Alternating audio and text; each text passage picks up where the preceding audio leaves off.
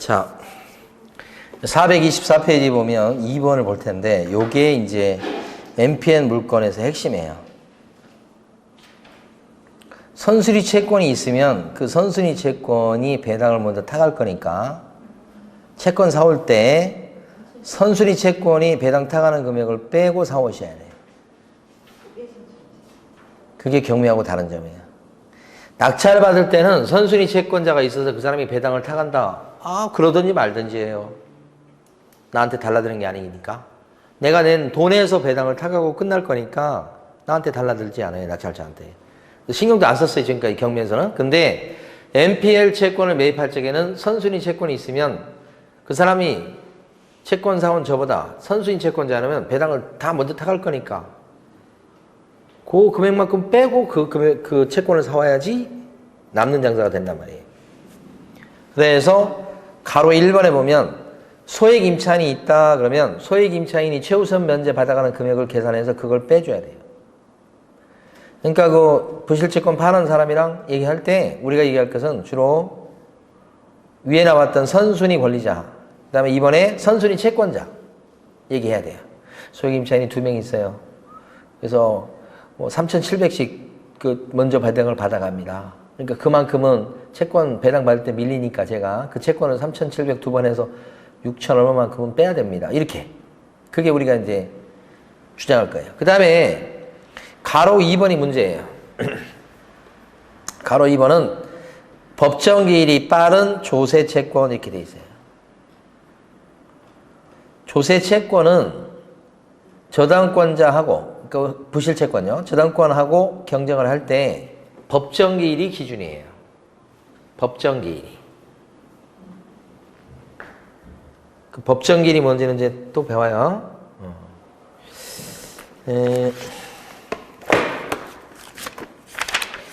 잠깐 한번 봐봐요.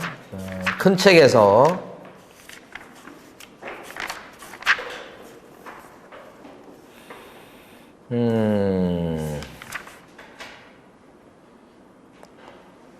오늘 여기가 이건 없네.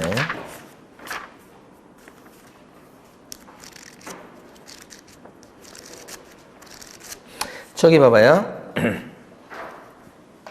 349페이지를 한번 봐봐요. 큰 책의 349페이지. 이게 공매 물건의 그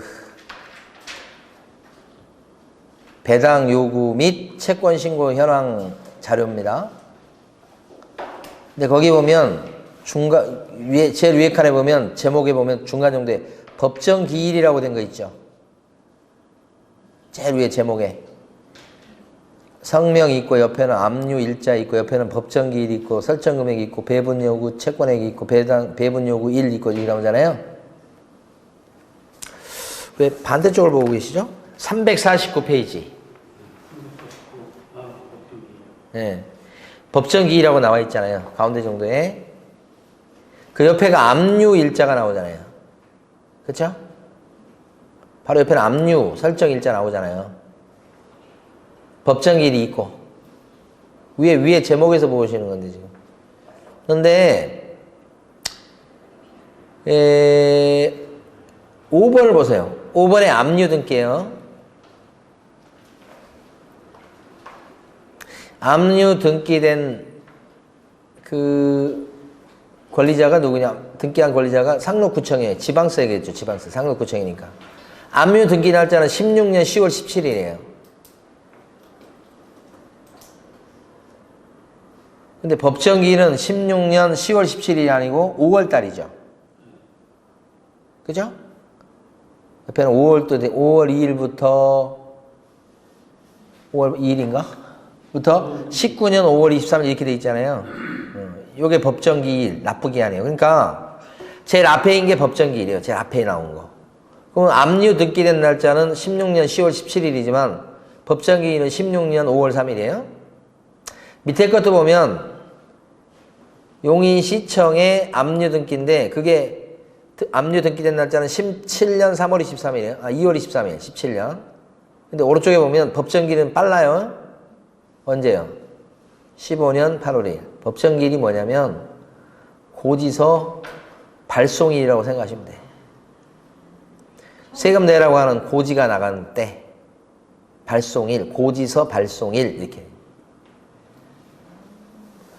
또 고지서 발송일이 되고 나서 안 내고 그러니까 한참 뒤에 보통 한참 뒤에 압류등기가 된다고요. 그럼 배당 등수를 따질 때는 압류등기된 날짜 그 날짜대로 따지는 거예요? 법정기일로 따지는 거예요? 법정기일 따지는 거예요. 배당 탈 때는 법정기일 기준이거든. 그러면 배당을 탈 때 5번 압류등기된 요 세금이 먼저 배당을 타는 거예요. 6번 압류등기된 용의시청 세금이 먼저 배당을 타는 거예요. 용의시청이 더 먼저 타는 거예요. 15년도 8월 달이니까. 그쵸? 그러니까 법정기일 가지고 따져. 근데 만약에 저 위에 보면 3번, 4번에 근저당 나와 있죠. 근저당 날짜가 13년 10월 15일이에요. 또 하나 더 있어요. 14년 1월 24일이죠. 그거랑 5번 압류등기가 등수를 따져보면 둘 중에 누가 더 빨라요? 근저당이 빠르지. 요 압류등기는 법정기일로 따져봐도 옛날로 그러니까 거슬러 올라가봐도 16년도 5월달밖에 안 되잖아요. 그죠? 근데 만약에 5번 압류등기는 근저당보다는 뒤잖아요. 5번 압류등기가 근저당보다 밑에 있잖아요. 압류등기 된 날은 16년도니까. 근데 법정기일이 12년도면 어떻게 돼요? 그럼 근저당을 제끼는 결과가 돼요. 그럼 우리가 사오는 것은 부실채권은 근저당 채권을 사오는 거예요. 그럼 내가 근저당권자에서 지금 13년도 10월 15일이니까 그때 기준 해가지고 배당을 탄다는 거예요. 근데 밑에 압류등기가 쭉 있는데 압류등기 된 날짜는 나보다 다 늦어. 아, 그러니까 얘네들보다 내가 먼저 배당을 타니까 난 채권을 요 금액에 사오도 되겠구나 이렇게 생각할 수 있는데 경우에 따라 법정기일이 근저당보다 빠를 수가 있어요. 그러면 배당에서 밀려요. 근데 압류등기된 그 법정기일이 잡혀있는 그 세금 채권이 어마어마할 수도 있어요. 그러면 어떻게 돼요, 이제? 늪에 빠지는 거예요, 잘못하면. 그러니까 이런 구조를 알고서 부실채권을 사와야 된다, 이 말이지. 이따 공매할 때 다시 또 한번 봐봐요. 그러면 다시 작은 책으로 오셔야 돼요.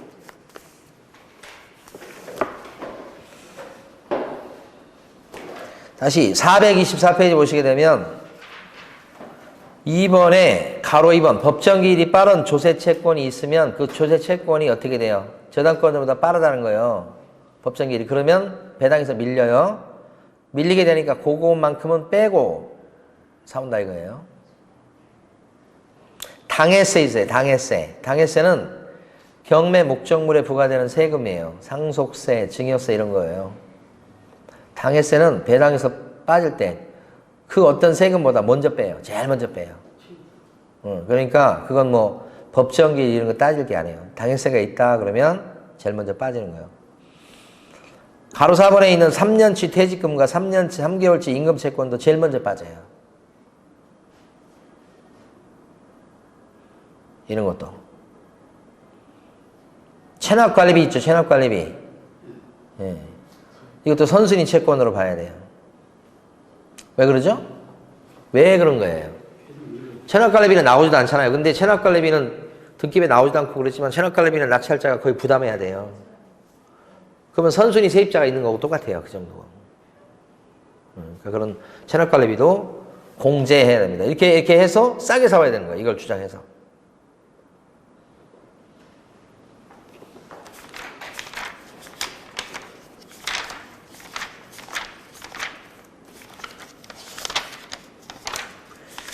배당 순위가 어디에 나와 있는지 모르겠네.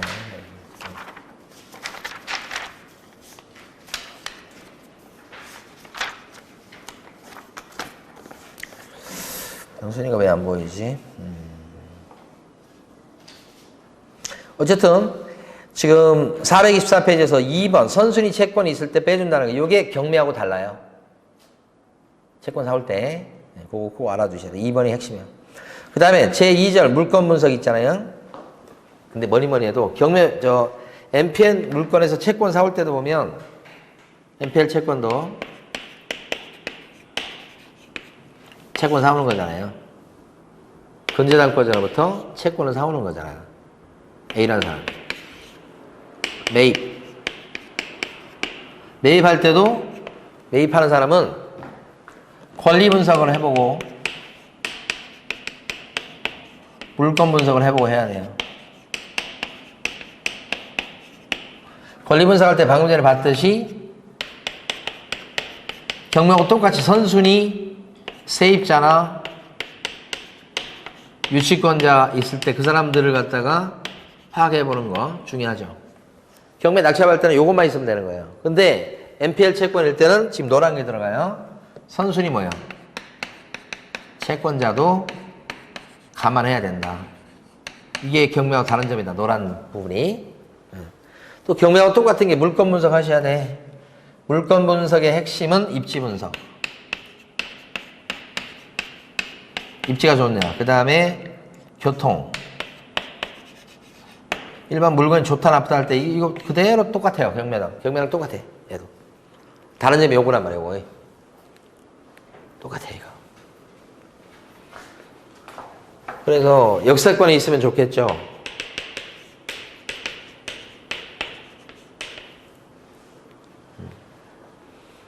이제 보면 그 다음에 학군 같은 거 좋으면 좋겠죠. 이런 것들. 이런 것들이 좋았을 때 괜찮은 NPL 물건이에요. 왜 그렇죠? 높게 낙찰이 되면 배당받을 몫이 커질 수 있으니까 그런 거죠. 이게 좋은 물건이에요. 그리고 물건 종류 여러 가지가 있지만 아파트가 높게 낙찰돼요? 아니면 땅이 높게 낙찰돼요? 아파트가 높게 낙찰되거든. 그러니까 이 채권이 아파트에 대한 채권일 때 높게 낙찰돼서 좋은 채권을 사오는 거예요. 근데 아파트에 대한 채권은 요새 잘 안 넘겨요. 왜? 아파트가 제일 우량 물건이에요. 오피스텔은 어떨 것 같아요? 오피스텔도 낙찰가율이 높은 편이에요. 이런 것들이 이제 우량 물건이고, 상가나 토지는 어때요? 공장은 어때요? 낙찰가율이 높지 않죠? 그러니까 NPL 채권 중에 보면 상가, 공장, 토지에 대한 NPL 채권이다 그러면 이거 되게 많이 싸게 사올 수 있어요. 얘는 좀 비싸게 사와야 되고, 뭐 팔지도 않고. 그러니까 여기도 가만히 보면 이제 경매하고 똑같은데 문제는 뭐냐면 여기에 오히려 장점도 있습니다. 장점이 있어. 무슨 얘기냐면 대출해 줄 때는 감정가 기준에서 대출해 주잖아요. 응? 그러니까 지금 상가 같은 경우 10억에 딱 이게 감정가가 잡혀 있고 대출도 많이 잡혀 있는데 이건 감정가. 이게 실질적으로 경매가 진행되면 뚝뚝 떨어진다고. 공장 상가 같은 많이 떨어져가지고 예를 들어서 3억까지 떨어졌다. 3억대까지 떨어졌어요 지금. 근데 이거 NPL 채권은 10억짜리 건데 감정가라고 하면 안 되고 대출 채권.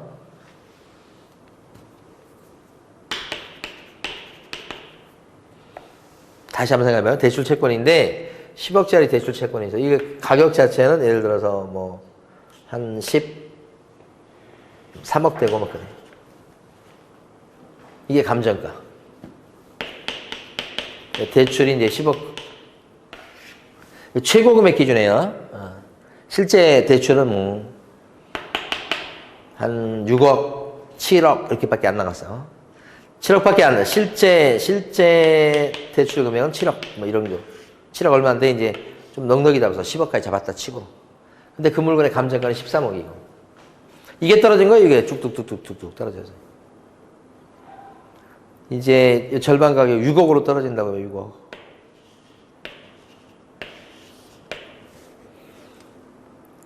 대출 채권이 이제 7억 뭐 5천 이렇게 대출이 일어났다면 이 대출 채권을 사오는 거지. 그죠? 근데 불어날 수 있는 이자가 요 최고 얼마까지 불어날 수 있어요? 10억까지. 이렇게.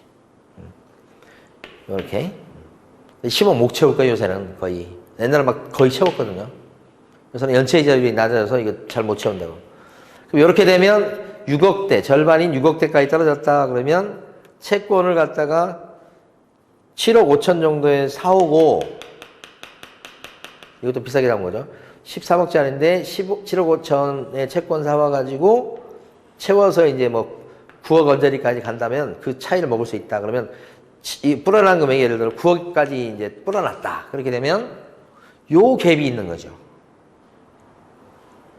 그럼 배당에서 받는 게 힘들어질 수 있어요. 그렇지만 이건 배당 투자보다는 유입 투자 같은 거 할 때 괜찮은 물건이다 그러면 장점이 있을 수 있어요. 이렇게 돼서 만약에 이걸 쓸 때 9억을 쓰게 되면 여기 쓴 사람은 6억 1천 쓰고 막 이렇게 들어왔는데 자기는 얼마 써요? 9억. 그리고 낙찰되죠. 우월적 낙찰. 앞으로 세금도 유리하죠? 대출도 유리해. 이러고 나서 이제 대출을 받을 거 아니에요? 대출. 그러면 보통 대출은 경매 대출을 활용하잖아요. 대출은 감정가의 몇 프로, 그 다음에 낙찰가의 뭐 한 7, 80%, 8, 90% 이렇게까지 받을 수 있어요. 80%까지 받을 수 있거든. 그러면 9억에 80%면 7억 2천을 대출 받는다 이거예요. 이거 아니면 이거의 기준에서 받거나 이건 한 60%, 70%될 거예요. 이게 그 정도예요. 그러면 7억 2천까지 대출을 받을 수 있으면 자기 돈 얼마 7억 5천에 사왔죠. 자기 돈 얼마 들이지 않고도 대출을 활용해가지고 이 물건을 잡을 수 있죠. 그러니까 장점 중에 이렇게 이거 무슨 투자예요? 유입 투자. 자기가 받는 거. 이때는 뭐 또 장점이 있어요? 대출 활용을 잘 할 수 있어요. 왜냐면 요 금액 기준에서 만약에 여기서 6억 3천에 받았다면 6억 3천에 80%일 거예요. 낙찰이 얼마가 돼요? 9억 쓰잖아. 실제는 사실 이거지만 9억 쓰면 대출을 더 많이 받을 수 있죠. 그러니까 대출에 또 유리한 측면이 있어요. 대출이 유리하다. 근데 이게 아주 허접한 물건에 이렇게 해버리면 어떻게 해요? 이거 완전히 망하는 거죠. 자기가 봤을 때 드물지만 괜찮은 물건이라고 판단됐을 때 그때는 어쨌든 이걸 꼭 잡아야 되겠다. 많이 떨어졌는데 그렇게 싶으면 채권을 사는 게 방법 중에 하나입니다. 근데 이 구조를 모르면 제가 아무리 그 투자자 분한테 이렇게 해서 하면 이게 유리하다고 막 설명해도 이해를 못 하셔요. 그래서 부담스러워서 안 살라고 그래요. 그리고 얼마 쓰자고 그래요? 6억. 좀 더 쓰자. 6억 3천, 4천, 5천 쓰는 거예요. 근데 그런 물건 보면, 공장이나 이런 거 보면 꼭 여기 높게 쓰는 사람이 나와요. 그런 사람은 채권 사서 투자하는 거예요. 물론 그거 아무 물건이나 그래서 그렇게 해도 된다는 뜻은 아니고, 요즘 이렇게 조금 문제가 있는 물건이지만 많이 떨어졌지만 투자 가치가 있다고 판단되는 거에 대해서 투자할 때는 대출 활용을 많이 하려면 우월적 낙찰을 받아가지고 대출을 많이 활용하는 것도 방법 중에 하나다 이 말이지. 자, 그 다음에 이제 넘어가 보실게요.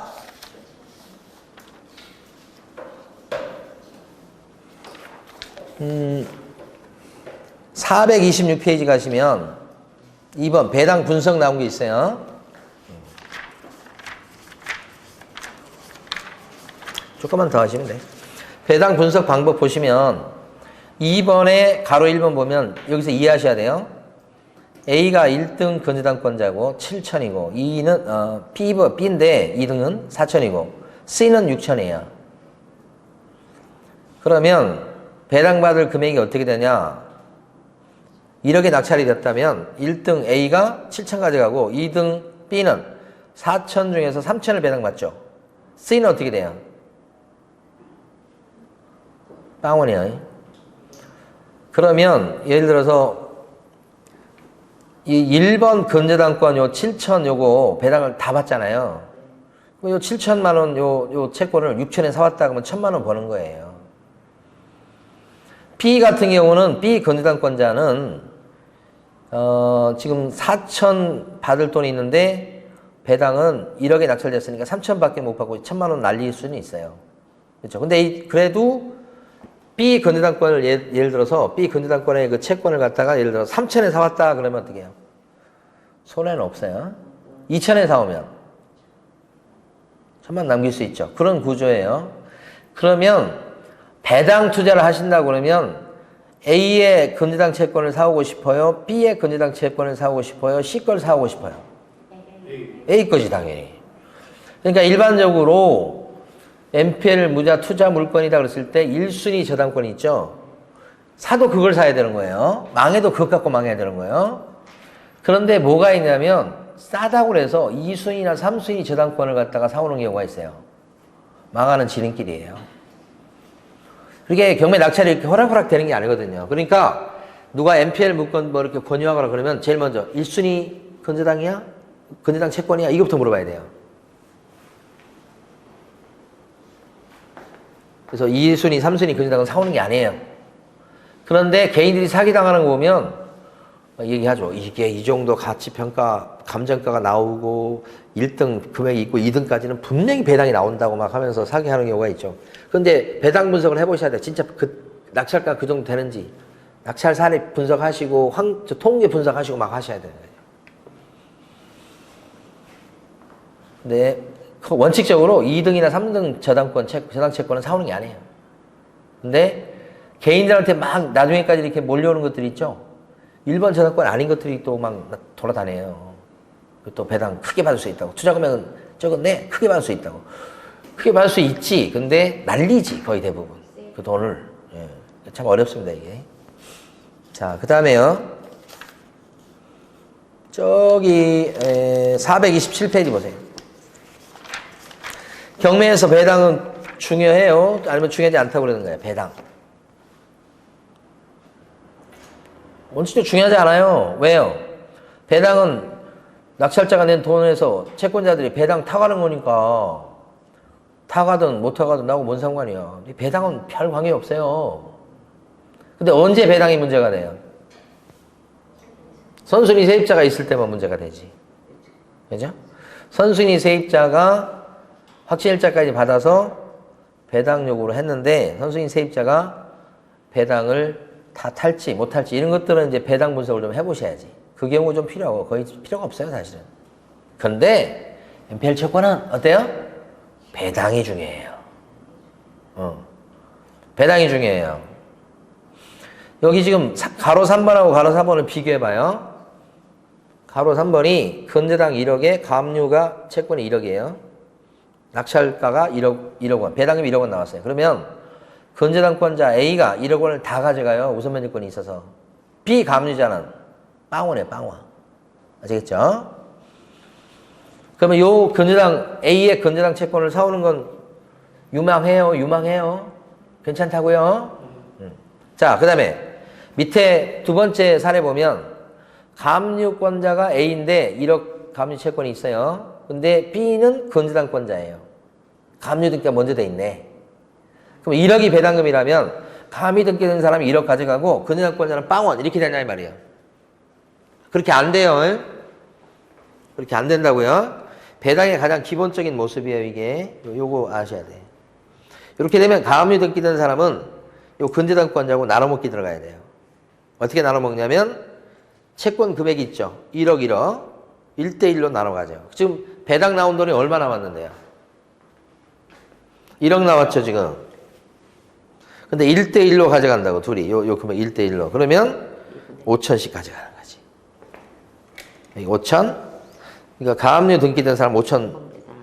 그 다음에 5천 이렇게 가져가요. 배당에서 이제 그나마 가장 기초적인 거예요. 한 페이지 넘겨보세요. 다음 페이지가 이제 제일 어려운 건데 가압류가 먼저 있고 그 중간에 근저당이 있고 가압류가 세 번째예요. 근데 배당금은 얼마 나왔어요? 9천원? 9천만 원? 근데 세 사람의 채권이 다 1억씩 똑같죠? 채권 금액 비율 내고 가져가요. 그럼 어떻게 돼요? 여기도 3천? 근저당권은 3천? 여기도 3천이에요. 3천씩 되죠. 세 사람이니까. 비율이 같으니까. 그런데 2번 근저당권자는 우선 면제권이 있어요. 후순위보다. 그래서 원래 C가 가져갈 3천만 원을 뺏어가요. 그래서 B는 얼마를 배당받아가요? 6천. C는요. 한 푼도 못 가져가요. 요거. 요 정도 이제 아시면 돼요. 좀 어려운 거예요. 가압류 등기가 배당에서는 조금 이제 어려워요. 됐어요. 자, 그 다음에 429페이지 갑니다. 이 채권을 매입할 때 429페이지 1번에 보면 론 세일 방식이라고 하는 용어를 알아두셔야 돼요. 론 세일. 네. 영어예요, 영어. 저도 무슨 말인지 모르겠어요. 론 세일인데 이게 뭐냐면 채권을 사고 판다는 뜻이에요. 가로 1번 제목이 이렇게 돼 있죠. 채권 양수도 방식. 그래서 근저당권자의 이름을 바꾸게 돼요. 그러니까 근저당권자가 A인데 채권을 양도하면서 근저당권자 이름을 바꿔요. 이게 론세일 방식이에요. 그러면 이미 경매 진행돼서 끝나기 전에 근저당권자가 바뀌어 있어요. 그러면 새로 근저당권자가 된 사람은 채권을 사온 거예요. 그럼 두 가지 길이 있죠. 배당해서 그걸 투자금을 회수하든지 아니면 자기가 낙찰을 받을 때 활용하든지 두 가지 길이 있다는 얘기죠. 근데 이제 이렇게 대출 채권을 사온 새롭게 채권을 양수한 요 사람도 대출을 또 활용해요. 자기 돈만 가지고 하진 않고. 그래서 가로 2번 보면 보통 저축은행 이런 데서 질권 대출을 받아요. 질권 대출이 뭐냐면 채권에 대해서 그 채권에 대해서 질권 설정해서 담보로 잡히고 저축은행 이런 데다가 돈을 꿔요. 그럼 채권 살 때 100% 자기 돈만 가지고 사기가 힘들잖아요. 그래서 그때는 NPL 매입 가격의 80% 또는 90%까지 질권 대출이 가능해요. 이자는 좀 비싸요. 근데 언제까지만 이거 활용하면 돼요? 배당 나올 때까지. 배당 나올 때까지 그때만 하면 되니까 한 뭐 6개월 뭐 정도 활용하면 돼요. 이자 좀 세게 나가지만 배당에서 이제 어차피 남의 돈을 활용하게 되면 조금 돈 가지고 투자할 수 있는 기회가 되니까 이 질권 대출을 해가지고 NPL 채권을 사온다고요. 다만 그 질권자인 무슨 저축은행 같은 경우 있죠. 그때는 배당에서 탈 때 근저당 채권자보다 뭐요? 먼저 배당을 타가요.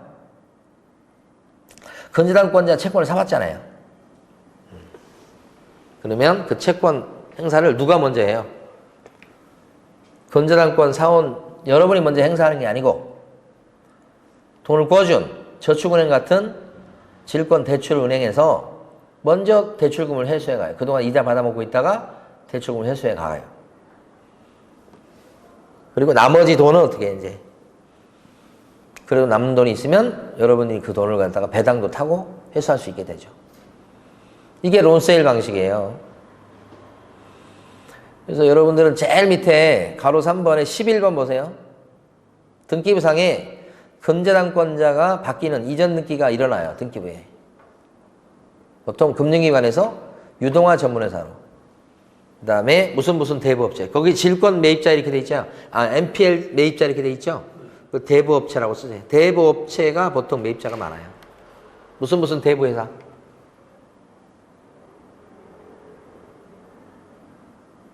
이렇게 흘러가요.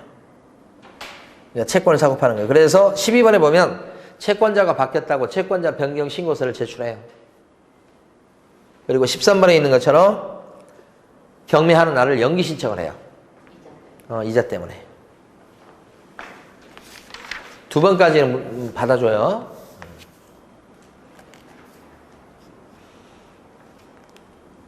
자, 요게 이제 무슨 방식이라고요? 론세일 방식이다. 대부분 론세일 방식이에요. 근데 431페이지 보시면 2번에 지금 제목이 뭐라고 되어 있어요? 채무 인수 방식이다 그랬죠. 자, 어떻게 하는 거냐면 채권을 갖다가 사오는데요. 채무자의 그러니까 채무를 인수하는 거예요. 자, 원래 잡으세요. 집주인이 A. 그 다음 채무자예요. 근데 이게 지금, B가 여기 채권자,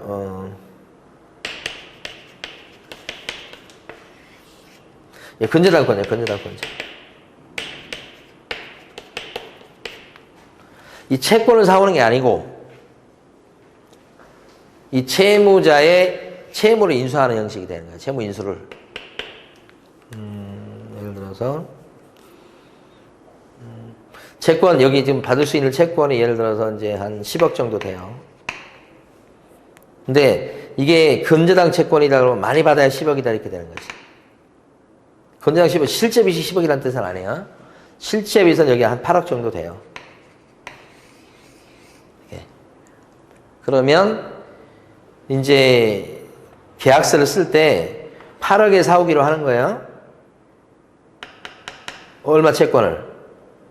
10억짜리 근저당 채권을 B가 누구한테 팔아요? C한테 팔아요. B가 C한테 채권을 파는데 이걸 바꾸는 게 아니고 채권자를 바꾸는 게 아니고 채무자를 바꿔요. 채무자를 누구로 바꿔요? C로. 빚이 얼마 있는 거? 채무자가 되니까 빚이 10억까지는 아니고 이제 8억이다. 빚이 8억이다. 이렇게 됩니다. 이건 실제 빚이 아니라고 그랬죠. 많이 차면 이 10억까지 차는데, 자, 원금이 예를 들어 8억이다 그러면 이 채무 인수를 한다고 이렇게. 그럼 채무자가 바뀌었어요. 이렇게. 그리고 이 사람이 이 경매를 치는 거예요. 채권자가 경매를 치죠. 채권자가 경매를 넘긴다. 그러면 이제 어떻게 해요? 누가 이제 낙찰을 받을 수 있죠. 낙찰을 받은 사람이 B, C, D. 갑이 낙찰을 받았다. 9억에 낙찰을 받았다. 그러면 채무자가 되면서 어떻게 돼요? 나머지 주인이 되는 형태가 되는 거예요. 그죠? 채무자 소유자가 돼서.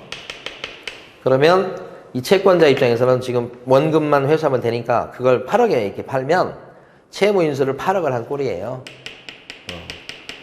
그런데 이제 9억에 딱 배당이 됐다 그러면 요 8억을 빼뜨려 가고 배당을 타가겠죠, 여기가. 채권자니까.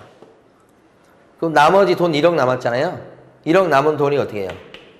이 채무도 없어지게 됩니다. 배당 타가면. 이거 없어지게 되죠. 그러면서 지금 배당금이 얼마였어요? 배당금이 이제 9억에 받았다 그러면 1억 남는 게 되죠. 그럼 이득을 보게 되는 거죠. 근데 만약에 여기서 배당을 받을 때 배당 받는 사람이 9억이 아니고 8억의 배당을 받으면 어떻게 돼요? 낙찰을 받으면 남는 게 없을 수 있죠. 7억에 이것만 받으면 어떻게 돼요? 7억의 배당을 받으면 여기가 대출금 회수 못하고요. 원래 4억이 얼마에 사오기로 했는 거죠? 내부적으로는 8억에 사오기로 했으면 1억을 더 줘야 되는 거예요. 얘가 줘야 된다고. 지금 여기는 얼마 챙겼죠? 8억짜리 채권에 대해서 7억밖에 못 챙겼잖아요. 그럼 1억을 누가 물어줘야 돼요? 사기는. 실제 C가 채권 산 거예요. 근데 채무자 이름만 바꿔가지고 등장하는 거예요. 이게 채무 인수 방식이에요. 이게. 채무 인수 방식은 뭐예요? 돈이 많이 안 들어갑니다. 채권을 사올 때는 진짜 8억을 줘야 되잖아요. 근데 채무 인수 방식을 할 때는 어떻게 돼요? 계약금만 걸어요, 계약금만. 근데 계약금만 걸었다가 요 사람이 만약에 약속을 안 지키면 어떻게 되죠, 이제? 이 사람 거니까. 약속을 제대로 안 지키면. 이 사람 거, 이걸 다시 경매 붙여야 돼, 여기서. 이게 완전히 없어지지 않아서 이 사람이 약속 지키면 없어질 건데 약속을 안 지키잖아요. 그러면 이게 없어지지 않고 이 사람 집 형태가 되잖아요. 이걸 다시 경매 집어넣어야 돼. 그러니까 여기 채무 인수 방식을 취하면 깔끔하지가 못해요. 이 사람은 장점이 뭐예요? 실제 8억을 내는 게 아니죠. 계약금 정도만, 그 입찰 보증금에 해당하는 걸 계약금으로 걸어요. 그 계약금에 해당하는 것만 걸고 사오는 거예요, 채권을. 그러니까 돈이 많이 안 들어갈 수 있지. 근데 은행, 채권, 근저당권자 입장에서 봤을 때는 들어오는 돈이 계약금이 일단 들어왔다가 나중에 나머지 돈이 들어온다는 보장이 없어요. 변심할 수 있잖아요. 그래서 이런 채무 인수 방식은 이 채권자 입장에서는 싫어해요. 채무 인수 방식이 있다 그러면 우리 채권 사는 사람 입장에서는 적은 돈 가지고 할 수 있기 때문에 좋은 거예요. 근데 이제 근저당권자는 보통 싫어한다. 현실적으로 이용 안 돼요, 이거. 다음 페이지 가보시면 432페이지 가보세요. 박스처럼 게 있거든요. 드물어요, 굉장히 이런 케이스는. 그래서 저 재료의 박스 보세요. 뭐라고 되어 있어요? 채권자, 재료의 박스에서 박스 쳐놓은 거. 그 중에서 또 박스 쳐놓은 거 있잖아요. NS 제2차 유동화 전문 유한회사 이렇게 나오죠? 중소기업은행의 채권 양수인 이렇게 나오잖아요. 원래 중소기업 대출 채권인데 여기 유동화 전문회사에서 그걸 넘겨받은 거예요. 그죠? 근데 이제 밑에 보시면 아래쪽 박스 중에서 박스 쳐진 거 보면 최고가 매수 신고인 채무 인수 신청서 제출 이렇게 돼 있죠. 그러니까 최고가 1등이 되면 그 채무 인수 신청서를 집어넣어서 채무 인수해서 소유권 취득하는 형태가 되는 거예요. 그리고 제일 끝에 있는 박스 보면 유동화 전문회사는 채권 계산서를 제출한다 이런 얘기죠. 그래서 여기에 경매 기록에 나옵니다. 그러니까 이 채무 인수 방식일 때는 경매 기록에 나와요. 누가 인수한 거예요? 1등짜리가. 채무 인수하는 조건이에요. 1등짜리가 채무 인수하는 조건. 그 1등짜리하고 이제 둘이 1등, 그러니까 입찰 들어간 사람이랑 둘이 이제 계획을 세우는 거죠. 그래서 채무 인수 방식은 여기 경매 기록에 나오긴 합니다. 근데 굉장히 드물어요. 대부분 뭐예요? 론세일 방식이에요. 네, 론세일 방식은 두 가지거든요. 근데 여기 나와 있는 채무 인수 요것은 낙찰 받으신 분이 일단 채무자의 지위를 얻어가지고 낙찰 받는 투자만 돼요. 배당 투자가 안 되고 유입되는 유입 형식만 돼요. 채권 양도 형식에 대해서 배당 투자할 수 있는 유일한 건 론세일 방식이에요. 그러면 나머지 방식이 한 4가지가 있는데 그 중에서 채무 인수 방식도 채권 산 사람이 뭐가 되는 거예요? 낙찰자가 돼서 유입 투자예요. 유입 투자. 자기가 낙찰을 받는 입장이 되는 거예요. 네, 그래서 이제 장점은 돈이 많이 안 들어가는 거고 단점은 배당 투자가 안 된다는 거예요. 채무 인수 방식이 그래요. 거의 안 씁니다. 오른쪽에 보면 입찰 이행 방식이라고 되어 있는데 사후 정산 방식이라고도 볼 수 있어요. 자, 이걸 어떻게 여러분 이해하면 좋냐면 이것도 잘 없어요. 중간 정도의 구조라고 된 거 있죠. 그거 읽어보고 식사하시겠어요? 잘 보세요. 구조. 입찰 이행 방식이다. 이런 게 사후 정산 방식이다. 어떻게 하냐면 채권 최고액이 10억이에요. 실제 채무액이 8억이에요. 그래서 유동화 전문회사가 갖고 있던 요 부실채권 요것을 얼마에 매입해요? 6억에 매입한다고 어떻게 해요? 이명계약을 하는 거예요. 경매 기록이 안 나와요. 자기들끼리 계약을 하는 거예요. 야, 6억에 사올게. 근데 그 6억에 사온 요 사람이 경매 절차에 입찰 들어가서요. 8억의 낙찰을 받아야 돼요. 낙찰 받았죠? 그러면 유동화 전문회사는 8억을 배당받게 되죠. 그러면 8억을 유동화 전문회사가 일단 가져갔다가 팔기는 얼마에 팔았죠? 아까? 6억에 팔았죠. 그러면 2억은 사실 유동화 회사가 누구한테 돌려줘야 돼요? 6억에 팔았으니까 돌려줘야 되겠지. 2억을 갖다가 NPL 채권 매수한 사람한테 돌려주면 NPL 채권 매수한 사람은 2억을 벌 수 있게 되죠. 이렇게 됩니다. 그러니까 일단 8억을 냈다가 2억을 돌려받아가지고 결국 2억을 버는 결과가 되는 거예요. 이거 낙찰 받은 케이스에 이것도 유입 투자예요. 이거 이해가 좀 더 되실 수 있는데 이건 쉬운데. 다시. 채권 팔고 사는 사람이 둘이 짜. 그래서 조건이 뭐냐? 이 채권 산 사람이 낙찰을 받는 전제 조건이 붙어요. 낙찰을 못 받으면요. 나가리요. 이 사람이 낙찰을 못 받았죠. 6억이 사기로 했죠. 근데 낙찰 받은 사람이 8억 2천을 쓰고 낙찰 받았어. 이 채권, 빚채권 산 사람은 8억을 써가지고 2등이 돼버린 거야. 그럼 1등이 8억 2천을 썼으면 이게 배당금이죠. 그러면 채권 근저당권자는 8억 2천 그걸 다 가져가는 그 배당금을.